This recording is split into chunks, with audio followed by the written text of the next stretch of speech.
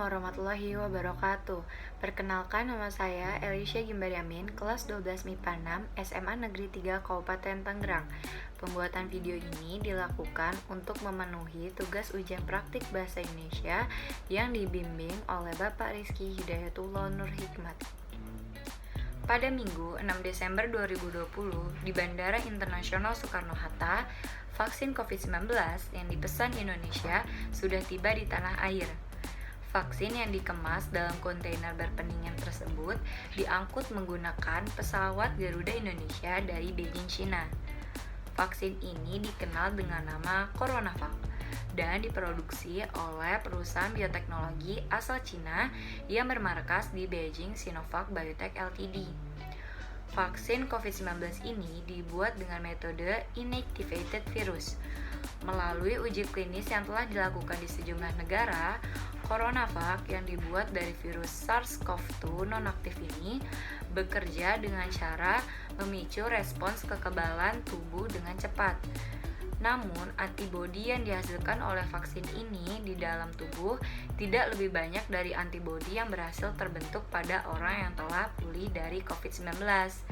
Ini berdasarkan publikasi Sinovac pada 18 November 2020 terkait dengan hasil uji klinis mereka. Meski tidak sebanyak itu, akan tetapi antibodi yang dihasilkan dengan vaksinasi menggunakan vaksin ini dinilai sudah cukup berdasarkan studi praklinis yang dilakukan terhadap kera. Vaksinasi COVID-19 Sinovac dimulai perdana pada Rabu 13 Januari 2021. Presiden Jokowi menjadi orang pertama yang disuntik vaksin COVID-19 Sinovac.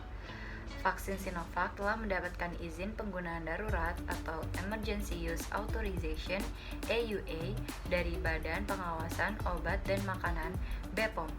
Keputusan ini diambil setelah BPOM bersama dengan Komnas Penilai Obat, Indonesian Technical Advisory Group on Immunization (ITAGI) dan Perhimpunan Alergi Imunologi Indonesia melakukan evaluasi secara bertahap, yaitu pada 9 Desember 2020, 29 Desember 2020, 8 Januari 2021, dan 10 Januari 2021.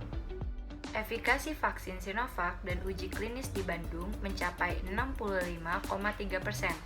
Jumlah ini sudah lebih tinggi dari standar efikasi minimal untuk vaksin COVID-19 yang dikeluarkan oleh WHO, yaitu sebesar 50%.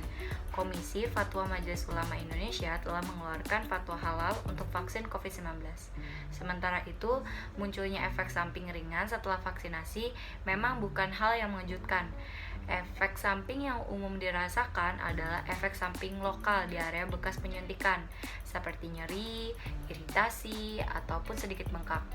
Ada pula efek samping yang lebih sistemik. Yang dirasakan para lawan adalah nyeri otot, badan pegal-pegal, dan demam. Efek samping terberatnya adalah diare, ruam kulit, dan sakit kepala.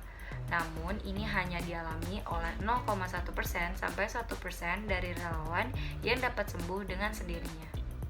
Vaksin Sinovac diberikan kepada relawan yang berusia 18 sampai 59 tahun dengan kondisi yang sehat, sehingga kelompok masyarakat yang berada di luar itu belum bisa diberikan vaksin Sinovac hingga ada penelitian lebih lanjut mengenai keamanan dan efek sampingnya secara lebih luas.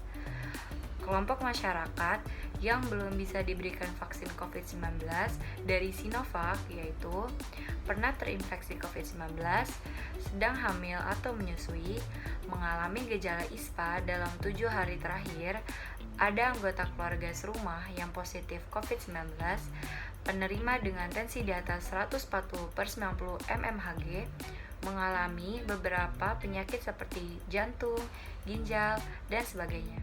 Dari evaluasi tersebut, didapatkan bahwa vaksin Sinovac telah memenuhi persyaratan untuk digunakan secara darurat sesuai dengan standar WHO. Dengan izin penggunaan darurat ini, vaksin CoronaVac produksi Sinovac Life Sciences Co. Ltd, Cina, dan PT Bio Farma Persero dapat digunakan untuk program vaksinasi di Indonesia.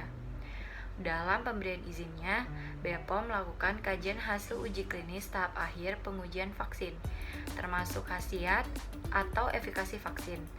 Dengan demikian, tim ahli merekomendasikan izin penggunaan darurat atau Emergency Use Authorization (EUA) untuk vaksin COVID-19. Sekian dari saya, kurang lebihnya mohon maaf. Semoga video ini bermanfaat. Wassalamualaikum warahmatullahi wabarakatuh.